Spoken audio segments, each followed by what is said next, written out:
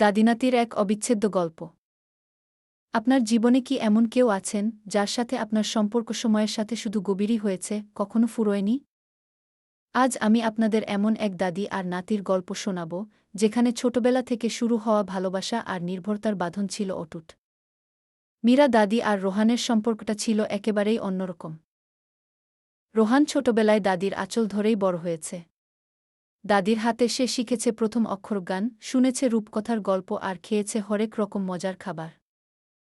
দাদির বকুনিতেও ছিল অফুরন্ত স্নেহ।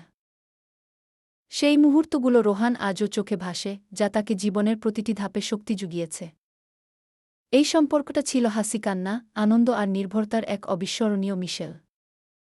রোহান ছিল একটি প্রাণবন্ত ছেলে, আর তার দাদি মীরা ছিল গ্রামের এক আদুরে মহিলা। প্রতিদিন বিকেলে রোহান স্কুল থেকে ফিরে দাদির কাছে যেত। দাদি তাকে গল্প শোনাতেন যখন তিনি ছোট ছিলেন, সেই সব দিন। একদিন দাদি বললেন, রোহান, আমি যখন তোমার বয়সী ছিলাম, আকাশ ছিল অনেক বড়, আর স্বপ্নগুলো ছিল অসীম। রোহান দাদির কথা শুনে ভাবল, সে দাদির স্বপ্নগুলো ধরে রাখবে।